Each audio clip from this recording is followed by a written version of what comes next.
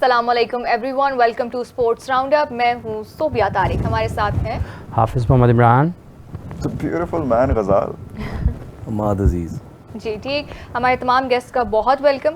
आज हम सबसे पहले मुख्तलिफ चीज़ों पे बात करेंगे, लेकिन सबसे पहले बात करेंगे हम कल होने वाले मैच के हवाले से। ओडीआई था Pakistan versus south Africa, Pakistan ने मैच जीत लिया है, उसी हवाले से हम बात करते हैं। हाफिज़ साहब, सबसे पहले तो कल की हमारी परफॉर्मेंस, शाहीन अफरीदी ने फर्स्ट टाइम ओडीआई कैप्टन किया है, मतलब उनकी कैप्टनसी में सबसे पहले जो थे पहला उनका मैच था। हम जीत तो गए हैं, लेकिन बहुत अप्स एंड डाउन्स थे हम कल के मैच में। कल की परफॉर्मेंस के हवाले से क्या कहेंगे आप? देखिए बैटिंग की अगर बात करें, चूँकि इख्तिताम हुआ पाकिस्तान का उस पर, तो हुसैन तलत और हसन नवाज़ की ख़राब कारकर्दगी की वजह से पाकिस्तान मैच कुछ ऐसा लगा कि जैसे पाकिस्तान के हाथ से निकल सकता है। वरना बैटिंग में अगर आप मजमूई तौर पर देखते हैं तो कंट्रोल में ही रहा मैच। एक अच्छा पार्टनरशिप हुआ ओपनिंग फ़खर जमान और साइम अयूब के माबैन। बाबर आजम जल्द आउट हो गए, वो रन्स नहीं बना पाए, लेकिन उसके बाद जो पार्टनरशिप हुई है सलमान अली आगा और मोहम्मद रिजवान के माबैन, वो तो मैच से काफ़ी दूर लेगी साउथ अफ्रीका को। रिजवान के आउट होने के बाद हुसैन तलत आते हैं, हुसैन, और उनके बाद सलमान अली आगा के आउट होने के बाद हसन नवाज़ आते हैं। यहाँ से मैच शिफ्ट होता है दोबारा कि 50-50 हो जाता है, उसका लड़खड़ाने लगती है पाकिस्तान की टीम। तो इन दोनों बैटर्स की ख़राब बैटिंग की वजह से, बिलखुसूस हसन नवाज़ ने जिस मौके पर जो शॉट खेला और वो आउट हुए हैं, और बिल्कुल भी उस वक्त ना ज़रूरत थी, और ज़रूरत होती भी तो वो तरीका ही नहीं था जिस तरीके से वो उन्होंने शॉट खेल कर आउट हुए हैं। तो इन दोनों की वजह से लगा कि मैच पाकिस्तान के हाथ से निकल सकता है, लेकिन फिर वो एक छक्का लगा 49वें ओवर के आखिरी बॉल पर, उसने मैच को सीधा कर दिया पाकिस्तान के लिए। फिर आखिरी ओवर में पाकिस्तान जीत गया। इससे ज़्यादा बेहतर अंदाज में पाकिस्तान टीम जीत सकती थी, और जीतना चाहिए था इससे ज़्यादा बेहतर अंदाज में। मार्जिन इसका बेहतर होना चाहिए था। जो बॉल्स हैं वो इससे ज़्यादा होते तो एक पूरे एतमाद आप उसको कह सकते हैं कि फ़तह पाकिस्तान की। लेकिन यहाँ पर चूँकि पाकिस्तान अगर देखा जाए तो 5 बैटर्स हैं जिनके ऊपर पाकिस्तान ने ये सीरीज़ खेलनी है, और वो ऊपर के 5 हैं, जिसमें साइम, फ़खर, बाबर, रिजवान, सलमान एंड सलमान अली आगा, ये 5 बैटर्स हैं। बाकी हुसैन तलत से तो कम उम्मीद की जा सकती है। वो किसी भी प्रेशर सिचुएशन में या कोई कभी कभार बंदा खेल भी जाता है, कुछ कहा नहीं जा सकता, लेकिन जो उनके खेलने का अंदाज़ है या जिस तरीके से वो इंटरनेशनल क्रिकेट खेलते हैं, ऐसे इतने मुश्किल नंबरों के ऊपर बैटिंग का ये अंदाज़ होता ही नहीं है। दुनिया की किसी भी टीम में इन नंबर्स पर बहुत ही बेहतरीन बल्लेबाज आपको खेलते हुए दिखाई देते हैं। सो उनकी का मौजूदगी में पाकिस्तान का मिडल ऑर्डर अगर 5-4 विकेटें गिर जाती हैं तो मुश्किलात का शिकार रहेगा। और हसन नवाज़ अर्ली आए हैं इंटरनेशनल क्रिकेट में, अब लोग कहेंगे उनको निकाल दें, तो उनको निकाल के किसको लाएंगे? तो प्लेयर्स उस वक्त आने चाहिए नेशनल टीम में हाईएस्ट लेवल पर रिप्रेजेंटेशन के लिए जब वो बहुत कुछ सीख चुके हों। तो ये कुछ सीखने की जगह नहीं है पाकिस्तान टीम, यहाँ पर आपको परफॉर्म करना है आकर। तो बैटिंग में ये चीज़ें पाकिस्तान को आने वाले दिनों में भी इस वजह से मुश्किलात हो सकती हैं अगर इसी कॉम्बिनेशन के साथ जाते हैं तो। सही, बिल्कुल। गज़ाल, कल की परफॉर्मेंस के हवाले से आप क्या कहेंगे? बाबर एक बार फिर नहीं स्कोर कर सके। व्हाट डू यू मीन एक बार फिर? What do you mean by, ये क्वेश्चन करने का क्या बनता है कि what do you mean by एक बार फिर? आपको नहीं पता इतने क्यों कमाल खेले हैं बाबर तीसरे T20 में, लेकिन हम बात करें कल के ओडीआई की। तो कोई बात नहीं, एक्सपेक्ट कर रहे थे हम, इससे बेहतर पिच नहीं हो सकती थी उनके लिए स्कोर करने के लिए। It was a pretty good pitch for batting. जैसे हमने साउथ अफ्रीका के इनिशियल 25 ओवर्स में देखा, 24 और 25 और 26 ओवर में जाके उनकी दूसरी और तीसरी विकेट गई। दे वर बैटिंग ब्रिलियंटली। तो हमारी तो आपस में इनसे बात भी यही हो रही थी। मैंने कहा आज तो जो स्टेज इज सेट, बाबर को आज कोई 70 या 100 तो करने चाहिए, तो क्यों नहीं लेकिन वो बस ही was short by 93 run. So बाकी तो कुछ भी नहीं, करीब थे वो थोड़े से। एग्जैक्टली, हो सकता था, बहुत अच्छी परफॉर्मेंस थी, बस नहीं एम्बैरेसिंग चंद ही रन्स का फर्क था। हाँ, बस 93 ऑड रन्स, सेंचुरी हो जाती। लेकिन फिर भी we should have won the match pretty sooner. लेकिन जिस तरह से हम जीते हैं एंड पे जाके, I think it was embarrassing, क्योंकि उस पिच को देख के, उस एटमॉस्फेयर को देख के। लेकिन हमने क्लोज लाना होता है, हमारी आदत है ये। हम ना कभी भी हम थ्रिल रखते हैं सोबिया मैच में। हम कहते हैं कभी भी वन साइडेड ना हो, कोई प्रेडिक्ट ना कर सके, इसलिए हम लोगों को पता नहीं चलने देता। लेकिन मसला ये है कि हम किसी भी सिचुएशन में खुश नहीं है। अगर हम वन साइडेड मैच भी जीतते हैं तो हमें होता है कि अच्छा मुकाबला देखने को नहीं मिला। मैं बहुत खुश होता अगर वन साइडेड जीतते। ये कहा जाता है कि पाकिस्तान इसलिए नहीं जीता क्योंकि पाकिस्तान ने अच्छी परफॉर्मेंस दी, पाकिस्तान इसलिए जीता कि हमारे ओपोनेंट ने अच्छी परफॉर्मेंस नहीं दी। नहीं, ये जो बोलते हैं वो भी यहाँ पे बैठे नहीं हुए। You know. जी ओके चले हमारे लेकिन नहीं जब वन साइडेड होता है हम बहुत खुश होते हैं, मैं जनरली बहुत खुश हमारी होता हूँ, आवाम तो बहुत एंड आई होप कि वन साइडेड ही हो सेकंड ओडीआई बाबर का 100। चले इंशाल्लाह होपफुली कि हम बाबर को एक बार फिर से फॉर्म में देखेंगे। हमाद आप क्या कहेंगे कल की परफॉर्मेंस के बारे में, शाहीन अफरीदी की कैप्टनसी के हवाले से, फिर उसके बाद जो हमारी कंडीशंस थी, जो पिच की कंडीशन थी, तो क्या मैच इतना लंबा जाना चाहिए था? कैप्टनसी तो उनकी बड़ी ज़बरदस्त नज़र आई। एक टाइम पे लग रहा था कि 300 प्लस रन्स बनाएंगे साउथ अफ्रीका। तो बॉलिंग में तो पाकिस्तान ने अच्छा कमबैक किया। हाँ, कम्प्रीहेंसिवली जीतना चाहिए था, जल्दी चेस करना चाहिए था इसको। वही हाफिज़ा वाली बात है कि आप अगर रिलाय करेंगे हुसैन और हसन नवाज़ पे तो वो वहाँ पे मसले आएंगे। आपके टॉप 5 बैटर ही आपको रन्स करके देंगे, और अगर उन्होंने ही करने हैं तो फिर आप नीचे देखें आप कहाँ पे गलतियाँ कर रहे हैं। तो ये एक है, अगर आप देखेंगे अभी एक्सपीरियंस्ड बॉलिंग नहीं थी उनके सामने, सिवाय नगीडी के, उसके अलावा कोई इतने ज़्यादा एक्सपोजर नहीं है इंटरनेशनल क्रिकेट का बाकी बॉलर्स को। तो अगर ऐसा होता जहाँ पे उनको एक स्लाइट विंडो मिली थी कमबैक करने की साउथ अफ्रीका को, तो हो सकता था कि वो कोई दूसरी टीम या कोई तगड़ी बॉलिंग होती तो वो कभी पाकिस्तान को दोबारा चांस ना देते इसमें। क्योंकि आप हर वक्त हर दफ़ा रिलाई नहीं कर सकते कि मोहम्मद नवाज़ आके आपको एक छोटा सा कैमियो खेलेंगे और वो चेस कर जाएंगे। तो ये एक आध बार हो जाएगा, दोबारा बड़ी टीम्स तो ये जब देखेंगी ये वाली वीकनेस तो इस पे फिर वो हावी हो जाएंगी आप पे। बिल्कुल सही बात है। अच्छा हाफिज़ साहब, अगर हम देखें स्पेसिफिकली कैप्टनसी की, अगर हम बात करते हैं शाहीन अफरीदी की कैप्टनसी, उनके लिए ये फर्स्ट टाइम था जब उन्होंने ओडीआई की कैप्टनसी की है। तो इसके हवाले से स्पेसिफिकली कल आपको उनकी स्ट्रैटेजी किस तरीके से ठीक लगी, क्या उसमें फ्लॉज थे या और क्या बेहतर किया जा सकता है नेक्स्ट अगर हम देखें, क्योंकि हमारा नेक्स्ट मैच भी फैसलाबाद में ही है। पहला मैच है जी और कोई प्रेशर नहीं है, ठीक है। कप्तानी का पता चलता है आपके बड़े मैचेस में, और जब आप या किसी मुश्किल सिचुएशन में आ गए हैं या आप नॉकआउट स्टेजेस पर हैं या ओपोनेंट आपका बहुत सख्त है, बहुत मुश्किल टीम है, वहाँ पर पता चलता है। पहला मैच है, पाकिस्तान होम क्राउड में खेल रहा है, दूसरी तरफ से उनके कुछ टॉप प्लेयर्स उस टीम का हिस्सा नहीं है, 5 6 7 खिलाड़ी। तो ठीक है, 50 ओवर्स पाकिस्तान ने करने हैं। अब एक मैच के ऊपर तो कप्तानी के जायज़े लिए नहीं जाते। अभी शुरू हुआ है ना, पहला मैच है, जो उसके पास अवेलेबल रिसोर्स हैं उसने इस्तेमाल करने हैं। ये पता चलता है कप्तान का टीम बनाने में, ठीक है, कप्तान की कितनी से है, कप्तान का विजन क्या है, वो किस तरीके से अपने कोर को इकट्ठा करता है, कौन से खिलाड़ी उसके कारकर्दगी के एतबार से, उसकी तामीर के फ़िक्री तामीर के एतबार से उसके हम ख्याल हैं और वो लेकर अपनी टीम को खड़ा करते हैं। तो अब हर मैच में क्या ठीक है उसने इस्तेमाल किए हैं जो उसके पास रिसोर्स है। पाकिस्तान मैच जीत गया। ऐसे मैचेस में कोई कप्तानी का इतना ज़्यादा नहीं कहा जा सकता, और उस वक्त तक भी नहीं कहा जा सकता जब तक कि आप को कुछ टाइम हो ना जाए और डिसीजन मेकिंग में आप शामिल ना हों। अगर एक कप्तान को टीम बनी बनाई मिलनी है, प्लेइंग 11 बनी बनाई मिलनी है, उसकी कुछ से ही नहीं है, तो उससे क्या पूछना है? फिर तो सबसे पूछा जाएगा ना, जो सिलेक्शन कमेटी है, कोचिंग स्टाफ है, वो भी उतने ही आंसरेबल होंगे। सो अभी उसका आगाज़ है, आगे चलेगा जैसे, तो फिर पता चलेगा कि कहाँ पर गलतियाँ करते हैं। प्रेशर तो आया ही नहीं है। बिल्कुल, इंसान की असल जो फैसला साजी है, डिसीजन मेकिंग की एबिलिटी है, उसका पता चलता है अंडर प्रेशर कि वो क्या करता है, यूटिलाइजेशन ऑफ प्लेयर्स कैसी है उसकी, कोई चेंजेस करता है तो कैसे करता है। तो आने वाले मैचेस में देखा जाएगा क्या किस तरीके से वो आगे बढ़ते हैं। लेट्स सी कि आने वाले मैचेस में शाहीन अफरीदी की क्या परफॉर्मेंस रहती है एज ए कैप्टन। अच्छा हमाद, अगर हम बात करते हैं, आजकल एक बहुत इशू चल रहा है कि हारिस रऊफ का जो सज़ा सुनाई गई थी आईसीसी की जानिब से दीगर खिलाड़ियों को, इंडियन खिलाड़ियों को भी, तो हारिस रऊफ के 4 डीमेरिट पॉइंट्स हो चुके हैं और उसके अलावा उनको 2 मैचेस ओडीआई मैचेस के लिए मुअत्तल भी कर दिया गया। तो इसके ऊपर क्या कहेंगे आप? मेरे ख्याल से बाइज्ड एक डिसीजन है, और उस पूरे अगर आप टूर्नामेंट में देखें तो दोनों टीम्स की तरफ से ही इस तरह की चीज़ें हुई हैं। स्पेशली जब सूर्या कुमार ने स्टार्ट किया उसका प्रेस कॉन्फ्रेंस से या वो पोस्ट मैच से, दोनों में, बल्कि पोस्ट मैच में भी उन्होंने पॉलिटिकल स्टेटमेंट दिया और प्रेस कॉन्फ्रेंस में भी, तो एक बाइज्ड डिसीजन है और ये एक्सपेक्टेड था मेरे ख्याल से। इसमें कोई हैरानगी वाली बात नहीं है। अगर आप टॉप जो हेड है उनका वो देखें तो वो इंडियन है, और ये तो होना ही था। आप ये कह लें कि बड़ा कम उन्होंने सज़ा दी है। मुझे तो था शायद वो कहीं 6 महीने के लिए बैन ही ना कर दें हारिस रऊफ को। तो अभी तो साहिबजादा के ऊपर भी शायद वो आएंगे।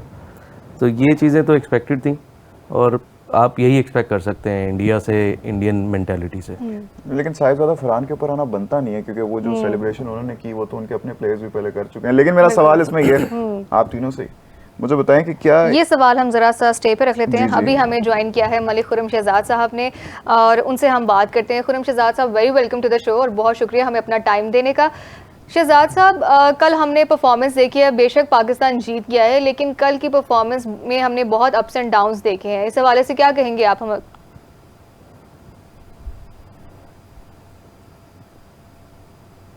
शहजाद साहब, आप हमें सुन पा रहे हैं? शहजाद साहब, आप हमें सुन पा रहे हैं? उनसे हम दोबारा रब्ता करेंगे। हम वापस आपकी तरफ आते हैं गजाल, अब आप अपना सवाल पूछ सकते हैं। क्या था मेरा सवाल? आप बताइए। डीमेरिट पॉइंट्स के हवाले से मुझे बताएं हाफिज साहब, ये पहले से रूल है कि सर्टेन डीमेरिट पॉइंट्स पे जाके सस्पेंशन होनी है? जैसे 4 डीमेरिट पॉइंट उसके हो गए हारिस रऊफ के, तो फिर 2 मैचेस की सस्पेंशन लगा दी गई। तो अगर ये क्राइटेरिया सेट है कि 4 से शुरू होना है, या अगर 2 हो तो फिर 1 मैच की होगी, 4 हो तो 2 मैचेस की होगी? क्योंकि सूर्य कुमार के भी 2 ही है ना। तो एक टेस्ट मैच की भी लगाई जा सकती थी जी, एक टेस्ट मैच बैन कर देते उसको, अगर जिस उसकी शिक के ऊपर खिलाफ वर्जी पर उसमें एक टेस्ट मैच की पाबंदी भी शामिल है, तो एक टेस्ट मैच की पाबंदी लगा देते। वो जब खेलता, जब टेस्ट मैच में स्क्वाड में होता वो ना खेलता। एक दूसरा ये है कि जब ये हुई थी उसकी हेयरिंग, उस वक्त तो एक इतला ये भी है कि उनको सिर्फ ये बताया गया था कि आपको 30% मैच फीस का जुर्माना होगा।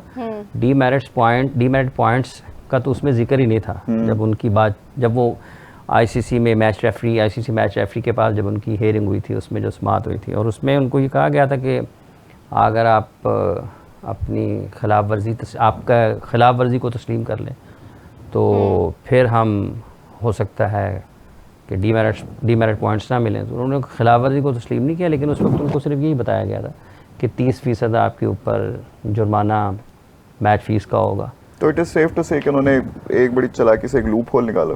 वो बस जाहिर सी बात है, और चालाकी से नहीं है, रिवायती हरबे हैं। जी, चालाकी तो कोई नई चीज़ अगर कोई बंदा करे तो उससे आप क्या कह सकते हैं ना कि किसी एक शख्स ने जिसके बारे में कोई वाकिफ़ नहीं है और उसने सबको चकमा दे दिया है, ठीक है। कानून है, आए ना 3500 शिक्कें आपके उसमें निकलेंगे, आप किसी एक में भी घुस आगे उसको किसी भी को छुपा सकते हैं, किसी को फंसा सकते हैं, ठीक है, किसी को छुपा भी सकते हैं। वो कानून अंधा तो नहीं होता, देख रहा होता है और खामोश होता है, जब उसकी ज़रूरत पड़ती है वो हरकत में आ जाता है। लेकिन आपको पता कल ये बड़ी ज़्यादा सोशल मीडिया पे मीम्स चल रही थी कि हारिस रऊफ को 2 मैचेस के लिए बैन करने से फ़ायदा किसका हुआ, साउथ अफ्रीका का या पाकिस्तान का? देखिए ये बहस नहीं है, मतलब एक संजीदा बात को मज़ाक में लेके जाने का ये मौका ही नहीं है। किसको फ़ायदा हुआ है आप बताएं? आप बताएं। सर आप बताएं, आपने सवाल, आप हमारे दिग्गज एनालिस्ट हैं हाफिज भाई, आपके होते हुए मैं सवाल कैसे जवाब दे सकता हूँ? आपने कहा ना सोशल मीडिया पे चल रही थी, तो फ़ायदा किसको हुआ इसका? ये सवाल सोशल मीडिया की आवाम पूछ रही है। आवाम का क्या कहना है जी, आवाम की अपनी मर्जी, पूछती रहे, हर किसी के सवाल का जवाब देना ज़रूरी तो नहीं है। आवाम से ही हम हैं, हम लव यू आवाम। तंज़ो मज़ाह में एक चीज़ चल रही होती है। देखिए एक संजीदा मामले के ऊपर जब अगर आप अपने खिलाड़ी को अपने ही ये एक नेशनल इशू है जी, ये वो इशू नहीं है कि जिसको मज़ाह में उड़ा दिया जाए, ठीक है जी। ये मतलब एक पाकिस्तान के खिलाड़ी को पाबंदी लगाई है और पाकिस्तान के लोग ही अपने खिलाड़ी के ऊपर एक ऐसी मुहिम शुरू कर दें कि जिससे आप उसको डिस्ग्रेस करना शुरू कर दें, तो ये मुनासिब रवैया ही नहीं है। मतलब हर चीज़ मज़ाह नहीं है, जो मामला संजीदा नौयत का हामिल है उस पर संजीदा गुफ्तगू की ज़रूरत है। बिल्कुल बिल्कुल सही बात है, संजीदा गुफ्तगू की ज़रूरत है। हम आपकी तरफ आएंगे संजीदा गुफ्तगू के हवाले से। इस सब के ऊपर आपका क्या टेक है? देखिए जैसे मैंने पहले कहा, आपसे वाली बात को बिल्कुल मैं बैक करूँगा कि पाकिस्तानी प्लेयर है, स्टार है उनके सीने पे, और उन्होंने सर्व भी किया पाकिस्तान के लिए, तो उनके खिलाफ एक डिसीजन है, इसका मतलब है पूरे पाकिस्तान के खिलाफ डिसीजन है। और अगर वो मेरिट पे हो तो फिर तो कोई उसमें हमें भी कोई कह लें कि ऑब्जेक्शन नहीं है। लेकिन जब एक चीज़ नज़र आ रही है कि at the time of incident जब वो हुआ था, तब अगर ये चीज़ें नहीं हुई और आप महीने 2 महीने के बाद ये इस तरह की चीज़ें करते हैं और फिर सेम अगर इस तरह की हरकत एक दूसरे प्लेयर ने भी की हुई है, आप उसको कुछ नहीं कहते, तो मेरे ख्याल से एक अच्छी चीज़ नहीं है। और ये डायरेक्ट टारगेट किया बाइसनेस गया, इसमें हमें बहुत ज़्यादा नजर आती है। टारगेट डायरेक्ट किया गया ना पाकिस्तान। अगर कोई और कंट्री होती तो कभी भी ना होता ऐसा। तो पाकिस्तान है तो पाकिस्तान को उन्होंने कहीं ना कहीं हर वक्त गिराना है। अभी आप वो देख लें, अभी कल का ट्वीट है शायद विक्रांत का, कल का या परसों का, जिसमें उन्होंने तंज किया है दोबारा चेयरमैन पीसीबी पे, ट्रॉफी वाला। बिल्कुल। तो इस तरह की चीज़ें चलती जा रही हैं, वो कोई मौका नहीं छोड़ रहे क्योंकि उनको लगी हुई एक चीज़।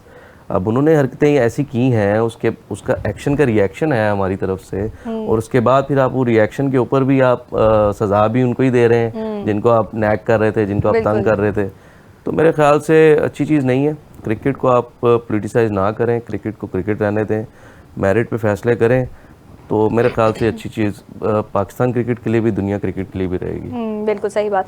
अच्छा, एक और चीज़ है, आईसीसी की जानिब से जो T20 बैटर्स हैं उनकी रैंकिंग भी जारी कर दी गई है। तो उसके अकॉर्डिंगली जो है साहबज़ादा फरहान है वो 11वें नंबर पर हैं, बाबर आजम 9 दर्जे तरक्की के साथ, मतलब उनकी 9 पॉइंट्स अच्छी पोजीशन गई है, ऊपर आया 9 पॉइंट्स, और उसके बाद वो 30th पोजीशन पर है। उसके अलावा साइम अयूब भी 10th पोजीशन पर 10 दर्जे तरक्की के साथ ऊपर आ गए हैं। तो इसके हवाले से आप क्या कहेंगे हमारे?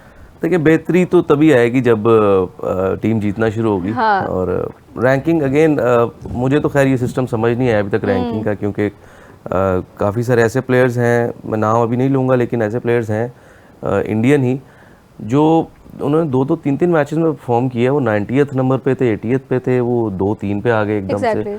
तो ये रैंकिंग सिस्टम तो मेरा नहीं ख्याल कुछ किसी आम बंदे को तो बिल्कुल समझ नहीं आएगा। तो वो और मैटर भी नहीं करता। अगर आपके 10 रन टीम को जिता रहे हैं तो मेरे ख्याल से वो 10 रन 100 पे भारी हैं, जो जिनकी वजह से टीम मैच हार गई है। तो 10 स्कोर करके तो कोई भी नंबर 1 नहीं होगा, बिल्कुल, लेकिन वो मैच विनिंग रन्स मैटर करते होंगे। पर्सनल अचीवमेंट्स के लिए ठीक है ये चीज़ें, लेकिन हमारे नंबर 1 ऑलराउंडर भी तो वैसे ही बने। वो तो एक आउट ऑफ नोवेयर आउट करना शुरू किए उन्होंने और नंबर 1 हो गए। तो वो तो एक कह लें कि फ्लूक है और उसको सीरियस लेना भी नहीं चाहिए साइम को इतना। लेकिन उनको बैटिंग पे ही अपने फोकस करना चाहिए। उन्होंने लेके दिया था जी। देखिए, हैंडी तो हैं, वो बॉल के साथ हैंडी हैं, लेकिन आप कभी भी ये नहीं कह सकते प्लेयर हैं, आगे उनके क्रिकेट पड़ी है, एक बहुत अच्छा करियर, अगर वो अच्छी फॉर्म में रहते हैं। He is a batsman who can ball. आप सिंपल उनको ये अपने ज़हन में रखना चाहिए कि वो आएंगे 2-3-4 ओवर करेंगे और बस, इससे ज़्यादा कुछ नहीं है। अगर वो अपना फोकस शिफ्ट कर देंगे बैटिंग से बॉलिंग की तरफ, तो हमारे सामने बड़ी इरफान पठान की एक बड़ी मिसाल मौजूद है हमारे सामने। बड़े ज़बरदस्त बॉलर थे, जैसे उनका शिफ्ट हुआ फोकस सारा बैटिंग पे, तो उनकी बॉलिंग का वो रिदम चला गया, स्टिंग चलेगी उसमें से। तो मेरे ख्याल से उनको फोकस करना चाहिए अपनी बैटिंग पे। जब कप्तान के यार ओवर कर लें, 1-2 ओवर कर लें, तो वो कर लें।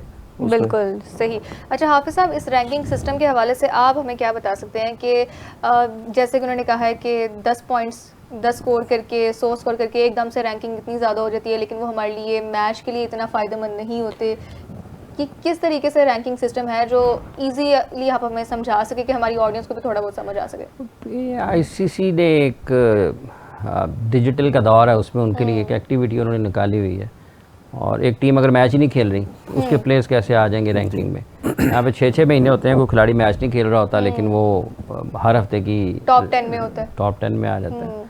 तो ये एक ख़बर की हद तक चीज़ है, जैसे मार्केट कमेटी रोज़ाना की बुनियाद पर सब्ज़ी, फलों के रेट और चिकन मुर्गी के रेट जारी करती है, ये उसी किस्म की, इसका क्या लेना देना है हमें लोगों को। और इसके ऊपर कुछ लोगों ने इसका गैर ज़रूरी इस्तेमाल भी किया है, तो उसका क्रिकेट को तो कोई फ़ायदा नहीं है। लेकिन अल्टीमेटली अगर कुछ 6 महीने बाद आप रैंकिंग जारी करते हैं, कुछ साल बाद आप जारी करते हैं, साल भर की बुनियाद के ऊपर आपको जैसे सालाना अवार्ड्स मिलते हैं, बिल्कुल उसकी तो कोई वैल्यू होगी भी, लेकिन ये तो हर हफ्ते को मेरा ख्याल चेंज होती है, हर 7 दिन के बाद आती है इसकी आईसीसी की रैंकिंग।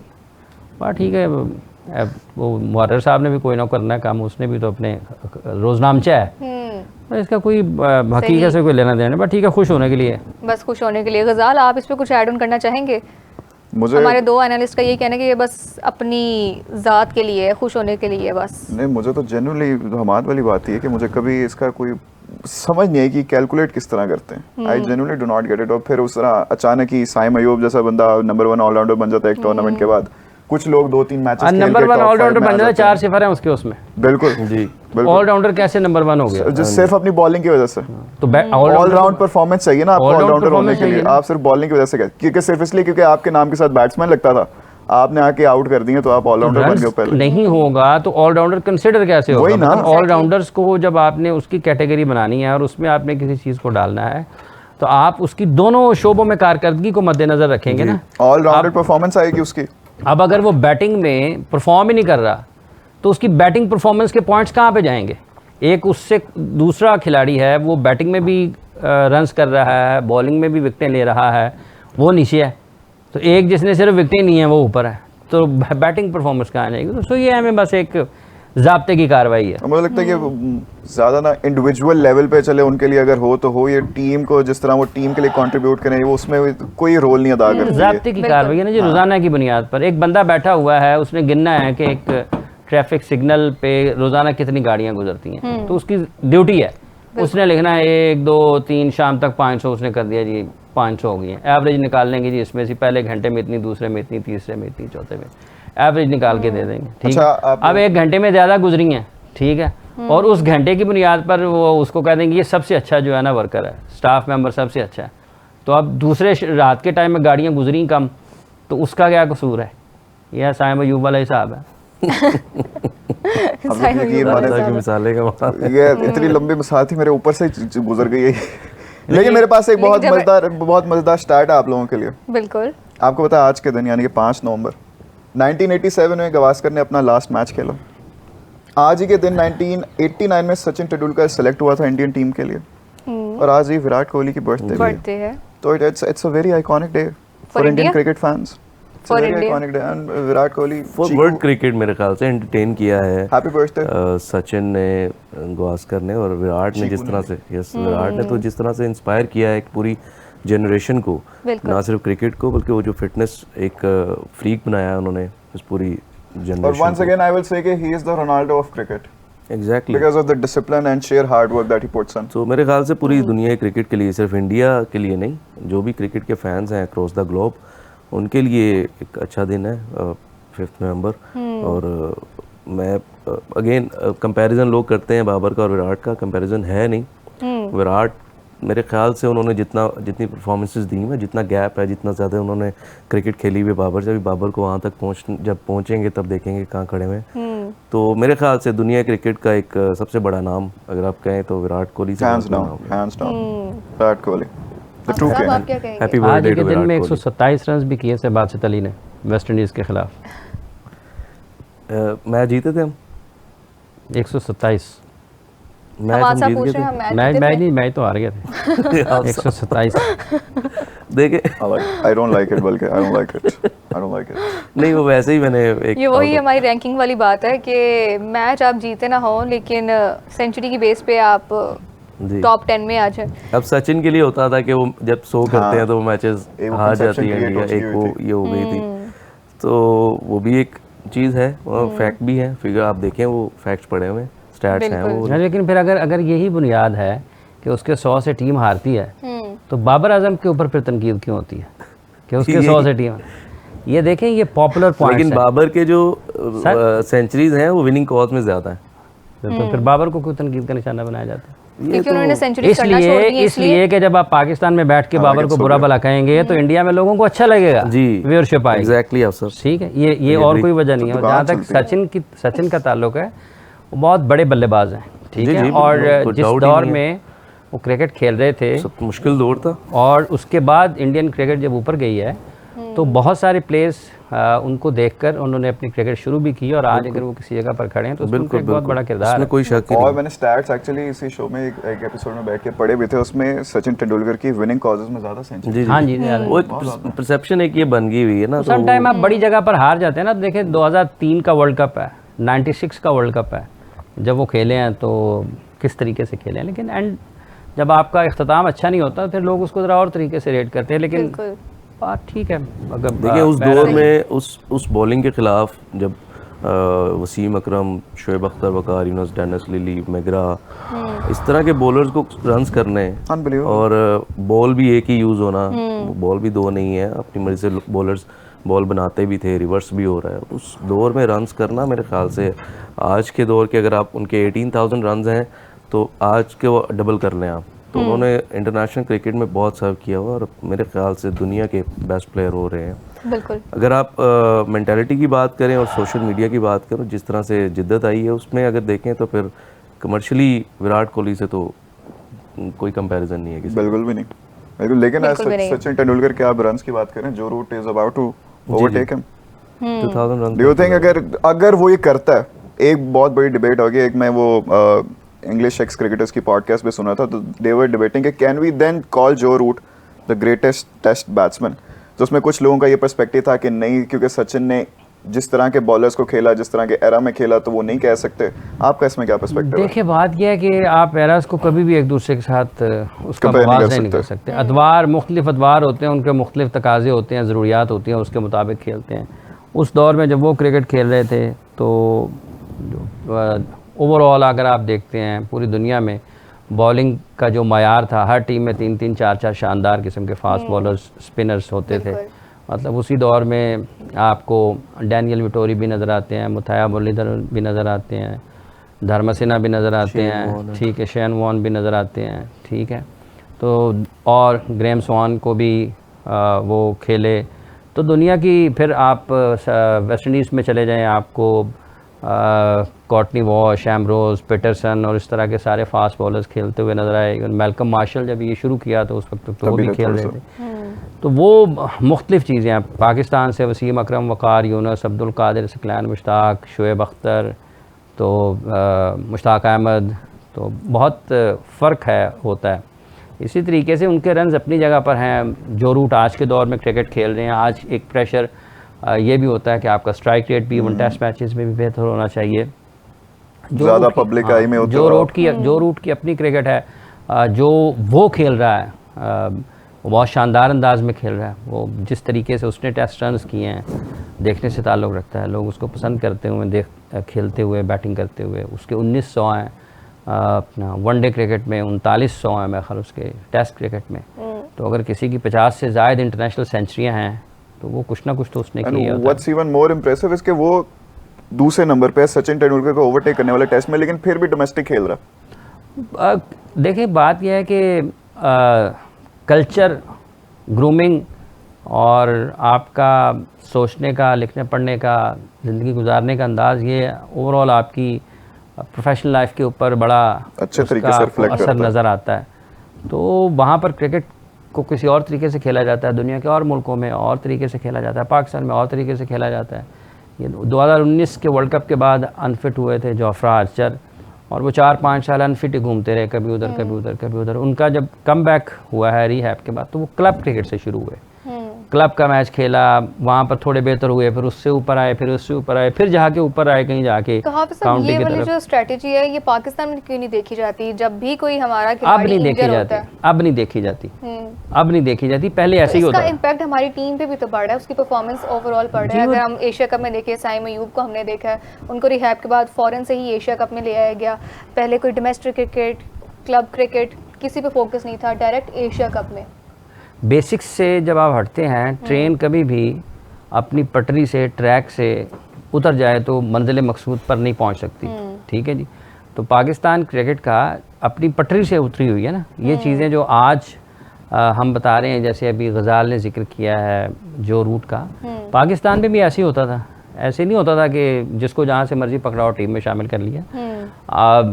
हर वक्त कुछ ना कुछ बेहतरी की गुंजाइश होती है, लेकिन आप कुछ बरस पीछे जाते हैं, जब पाकिस्तान में क्रिकेटर्स अच्छे थे, क्रिकेट अच्छी थी, दुनिया में पाकिस्तानी क्रिकेट का नाम मुख्तलिफ अंदाज में लिया जाता था, उस वक्त ये सारी चीज़ें पाकिस्तान फॉलो करता था। आपको पता है कि आईसीसी की एकेडमी जब बनी है, ग्लोबल एकेडमी, और जब उन्होंने दुनिया की जो एकेडमीज़ थी उनके जो विजुअल जो प्रेजेंटेशन दी थी उसको बनने के बाद, उसमें पाकिस्तान की नेशनल क्रिकेट एकेडमी की को 15-16 तस्वीर थी, किसी भी मुल्क से ज़्यादा थी, किसी भी मुल्क से ज़्यादा थी। जब ग्लोबल एकेडमी आईसीसी की यहाँ पे शुरू हुई है दुबई में, वो किसने की थी उसको शुरू? वो एक पाकिस्तानी थे जिन्होंने शुरू की थी। और जब उन्होंने शुरू की थी उस वक्त लोगों का ख्याल था कि ये कमर्शियल एकेडमी यहाँ पर नहीं चलेगी। सही। ठीक है, तो आज देखें वहाँ पर क्या लगा हुआ है। तो ये जब आप बेसिक्स से हटते हैं, बुनियादी चीज़ों से इनहराफ करते हैं, तो फिर उसके नतीजे आपके सामने आते हैं। ये सारे वही हैं। आज भी ऐसा मसला नहीं है कि आपकी क्रिकेट ठीक नहीं हो सकती है, प्लेयर्स आपके ये इससे बेहतर परफॉर्म नहीं कर सकते, आ नहीं सकते हैं। उसका एक तरीकाकार है, उसके ऊपर नहीं होंगे तो भले आप जो रूट जितने बासलाहियत हों, आपका हाल वही होगा जो इस वक्त पाकिस्तानी खिलाड़ी को हो रहा है। बिल्कुल। हमाद, आपका इस सब पे क्या टेक है कि ये जो हमारा स्ट्रक्चर एक ख़राब हुआ है उसको ठीक करने में कितनी देर हमें लगेगी? क्या स्टेप्स हमें अपनाने पड़ेंगे या फिर क्या स्टेप्स हमें फॉलो करने पड़ेंगे कि स्ट्रक्चर को बेहतर किया जा सके? मेरे ख्याल से पहला स्टेप तो भी पीसीबी ने रिसेंटली लिया है। आज से शायद उनका एक टूर्नामेंट स्टार्ट है पीसीबी इंटर क्लब का, तो जो कि बहुत पहले होता था, अभी दोबारा स्टार्ट किया है। तो शायद इसी चीज़ को नज़र में रखते हुए उन्होंने किया है। ये मेरे ख्याल से काफ़ी साल के ब्रेक के बाद दोबारा से स्टार्ट किया गया ये है। दोबारा स्टार्ट किया है और ये एक अच्छी चीज़ है जहाँ से आपको क्लब क्रिकेटर्स दोबारा नज़र आएंगे, टैलेंट नज़र आएगा। वो बोला क्योंकि हम खुद खेलते हैं क्लब क्रिकेट, तो इतना टैलेंट और है। अगर स्कूल लेवल पे भी स्कूल लेवल पे भी अभी टूर्नामेंट चल रहा है, वो हुआ अभी फिनिश हुआ उनका वनडे टूर्नामेंट स्कूल का भी फिनिश हुआ है। तो काम तो ग्रास रूट लेवल पे शुरू हो गया और जो कि बहुत पहले होना चाहिए था, लेकिन चलें अभी देर आए दुरुस्त आए तो हो जाएगा इंशाल्लाह बेहतरी। 5-7 साल 10 साल लगेंगे जहाँ पे आपको नज़र आएगा कि बैकअप भी तैयार हो रहे हैं और आपको प्लेयर्स भी नज़र आ रहे हैं। तो विजन अगर ये है 2030 का विजन रख के अगर आप ये काम कर रहे हैं तो फिर इसको आप कंसिस्टेंटली करते रहें, बिल्कुल, ताकि आपको फिर आगे जाके मुश्किल। अगर इंग्लैंड की आप डोमेस्टिक की बात करें तो वो domestic close to international cricket है। आपको दुनिया के सारे क्रिकेटर जिनकी कोई खराबियाँ कमियाँ होती हैं वो वहाँ जाते हैं, काउंटी क्रिकेट खेलते हैं, उसको फिक्स करते हैं, वापस आके नेशनल टीम में अपनी परफॉर्म करते हैं। तो इंग्लैंड की ऐसी डोमेस्टिक क्रिकेट है जो कि आप उसको आप कंपैरिजन नहीं कर सकते दुनिया के किसी भी डोमेस्टिक के साथ। तो पाकिस्तान भी मेरे ख्याल से शायद अभी स्टार्ट हुआ है काम, तो उम्मीद है कि 5 साल में हम वहाँ पहुँच जाएंगे शायद। सही। तो गजाल, आपके ख्याल से ये हमारे खिलाड़ियों पे भी डिपेंड नहीं करता कि वो खुद से अगर देखा जाए तो डोमेस्टिक क्रिकेट नहीं खेलना चाह रहे? उनको थ्रू आउट जो है इतनी लीग्स मिल जाती हैं, थ्रू आउट द ईयर उनको इतनी लीग्स मिल जाती हैं, इतने उनको टूर्नामेंट्स मिल जाते हैं, मैचेस मिल जाते हैं कि वो कहते हैं कि नहीं अब हमें डोमेस्टिक क्रिकेट की ज़रूरत नहीं है। लेकिन कहीं ना कहीं उसका इम्पैक्ट उनकी परफॉर्मेंस के ऊपर पड़ रहा है। बिल्कुल पड़ रहा है, बार बार पड़ रहा है। अब इसमें एक एग्जांपल जो मैंने इनसे भी बड़ी दफ़ा सवाल किया कि अगर जो रूट जाके डोमेस्टिक खेल सकता है, स्टीव स्मिथ जाके डोमेस्टिक खेल सकता है, अभी भी खेल रहे हैं ये दोनों, बाबर आजम जाके क्यों नहीं खेल सकते? बिल्कुल। बाकी मेरे ख्याल से हमारे प्लेयर्स के इर्द गिर्द ना बड़े ज़्यादा यस मैन होते हैं कि ना जैसे बाबर आजम तुम ही हो, सब तुम ही हो, तुमने कर दिया, तुम स्टार हो, ये तुम्हारा लेवल नहीं है यार, तुम डोमेस्टिक जाके खेलोगे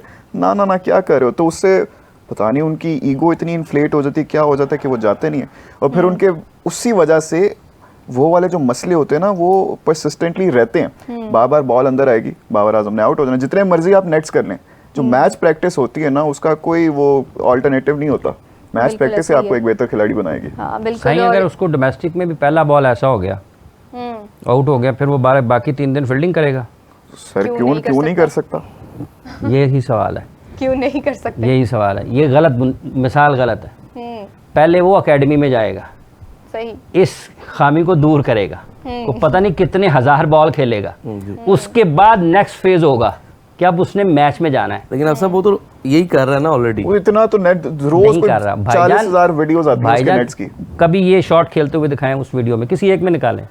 अभी ये तो शुरू से ही पता नहीं क्या मसला है। लेफ्ट आर्मर, जहाँ पे लेफ्ट आर्म स्पिनर आया वहाँ पे बात ये है कि आपने उसको मैच में तो उसको पहला बॉल हो गया, फिर अगले 3 दिन वो फील्डिंग तो नहीं करेगा ना। वो उसका आखिरी फेज है कि उसने डोमेस्टिक क्रिकेट में या मैच प्रैक्टिस में उस वक्त जाना है जब आपने इतना ज़्यादा उसके ऊपर मेहनत की है। उस खामी को दूर करने के लिए आपने नेट्स में इतना काम किया कि आप उसमें सिमट हो गए हैं। फिर आप जाते हैं उससे दूसरे मरहले में। और ये जो टॉप क्लास प्लेयर्स होते हैं, इनको अगर ये टारगेटेड करें कोई प्रैक्टिस तो इनको इतना वक्त नहीं लगता, ये जल्दी आ जाते हैं वापस। अब सवाल ये पैदा होता है, अब चूंकि ये पॉपुलर है ना डोमेस्टिक क्रिकेट सब नहीं खिलाओ, जिनको नीचे से ला रहे हैं वो डोमेस्टिक के बगैर ला रहे हैं, तो जो टॉप प्लेयर उनको कहते हैं चलो डोमेस्टिक ही चले जाओ, वो PSL से हम निकाल लेते हैं जो तो ये फिर कहाँ गई डोमेस्टिक क्रिकेट। इसलिए ये पॉपुलर ओपिनियन के साथ जाने के बजाय एक जो उसका एक पाथवे है वो अगर एक्सप्लेन किया जाए तो ज़्यादा बेहतर होता है। ये जो ट्रैक की बात है ये वही है, डोमेस्टिक क्रिकेट में जाना चाहिए, लेकिन जो आ रहे हैं टीम में क्या वो डोमेस्टिक से आ रहे हैं? नहीं आ रहे ना, सारा सिस्टम ही फ्लॉड है हमारा। तो यही तो बात है। अच्छा, इससे मेरा एक और सवाल हाफिज भाई, आपने कहा कि उसको प्रॉपर पहले नेट्स में सिर्फ उसको नहीं जो भी खिलाड़ी किसी भी किस्म में फंस जाता है टेक्निकल, उस प्रॉब्लम को आप आइडेंटिफाई करें, फिर उसको आइसोलेट करके उसको ट्रीट करें। सही है। अगर अब जैसे मैंने आपको कहा कि वो बड़ी ज्यादा आती है कि वो नेट्स कर रहा है, ये वो कर रहा है, तो वो भी कहते हैं कि प्रैक्टिस भी कर रहा है, यहाँ पे कादिर भी बैठ के कहते हैं प्रैक्टिस कर रहा है, लेकिन अब मुझे बताएं कि उनको क्या कोई गाइड करने वाला नहीं है क्या, कि जो मेहनत कर रहे हैं लेकिन जो डायरेक्शन नहीं वीडियोस है? आती हैं जिसका आपने कादर साहब किसी एक वीडियो में बताएं कि इस शॉट की प्रैक्टिस हो रही है, सिंगल वीडियो निकाल के दिखाएं। सवाल ये हमने है ना कि T20 इनको गाइड क्या नहीं किया जाता सही कि इस ये वाली शॉट की भी प्रैक्टिस करनी है अब आपने? ये सारे लोग जो वहाँ पे बैठे हुए हैं कि उनका काम है। इनको तो गाइड तो कर ही नहीं सकते ना, अब वो खेला है हमें सारा कुछ, तो वो देखिए आपका सुनते भी कोचिंग स्टाफ है, सुनते भी नहीं है। कोचिंग स्टाफ है, कोचिंग स्टाफ नहीं, आपका trust level between coaching staff and player इस किस्म का होता है कि जब आप एक दूसरे को रिस्पेक्ट करते हैं ओपिनियन को, ठीक है, सही। और उसके लिए कंसिस्टेंसी होती है मुख्तलिफ मामलात में। जब आपकी मतलब आज माइक हैसन कोच है, कल नहीं है, आज आकिब जावेद सिलेक्शन कमेटी में, कल नहीं है, बिल्कुल। आज नेशनल क्रिकेट एकेडमी में आकिब हैं, कल नहीं है। तो खिलाड़ी और स्पेशली जो इस किस्म के खिलाड़ी होते हैं, टॉप प्लेयर्स होते हैं आपके, जिसमें शाहीन है, नसीम है, रिजवान है, बाबर है, इवन सलमान अली आगा भी पाकिस्तान टीम की कप्तानी करते हैं। तो जो आपके बड़े खिलाड़ी होते हैं, इनके साथ हर बंदा हर वक्त, और ये हर किसी के साथ हर वक्त बात नहीं कर सकते, ठीक है। तो इसमें कंसिस्टेंसी जब होती है, एक ट्रस्ट लेवल बिल्ड होता है, तो कोई सामने बैठा अगर कोई उसको बता रहा होता है, तो वो भी मैटर करता है कि मुझे कौन बता रहा है और क्या वो ठीक बता रहा है। और फिर सम टाइम किसी टॉप एथलीट को किसी चीज़ पर कायल करने में वक्त लगता है, वो फौरी तौर पर आपकी बात नहीं मान लेता, सम टाइम कुछ केसेस में मान भी लेते हैं। उसकी एक मिसाल ये है कि शहबाज सीनियर पाकिस्तान हॉकी के बहुत बड़े खिलाड़ी हैं और दुनियाई हॉकी के नुमाया खिलाड़ियों में उनका नाम आता है। ख्वाजा ज़काउद्दीन साहब खुद एक माने हुए खिलाड़ी और कामयाब कोच थे, वो कोच थे पाकिस्तान टीम के, शहबाज खिलाड़ी थे, कप्तान भी थे। शहबाज उस प्लान से हट रहे थे जो कोच का था। एक मैच में उन्होंने देखा, 2 में देखा, 3 में देखा, उन्होंने कुछ नहीं कहा। तीसरे मैच में जब वो उससे अगले मैच में जाते हुए या प्रैक्टिस सेशन के दौरान वो गुजर रहे हैं, ग्राउंड में जाने लगे हैं, तो ख्वाजा साहब ने उसको हाथ में लाया है, ठीक है, और शहबाज को सिर्फ ये कहा है कि शहबाज साहब, शहबाज काम ठीक नहीं हो रहा।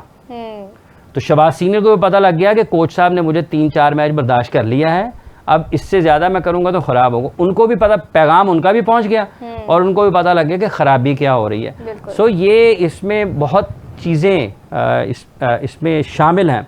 वो अचानक से दरवाज़ा, यहाँ पे तो आप किसी बार जाएं, किसी एक सरकारी एहलकार को कोई बात कहें और उसकी तबीयत पे ना ग्रां गुजरे, वो आपका दरवाज़ा बंद, रास्ता बंद कर देगा, आप जो मर्जी कर लें, क्योंकि साहब आर्डर में जान ही नहीं देना, तो जो मर्जी कर लो, आप नहीं जा सकेंगे। तो ये जो टॉप एथलीट्स होते हैं, जो लाइव परफॉर्मर्स होते हैं, इनका एक अलग से काम करने का अंदाज है, उसकी नफ्सियात को समझे बगैर काम आगे बढ़ता नहीं है। बिल्कुल ठीक, सबकी नफ्सियात को समझ के काम आगे बढ़ाने की ज़रूरत है और हर चीज़ को स्टेप बाय स्टेप ले जाने की ज़रूरत है। तो व्यूअर्स, ये थी आज की हमारी डिस्कशन। हमारे तीनों गेस्ट का बहुत शुक्रिया, मिलते हैं अगली बार। अल्लाह हाफिज़।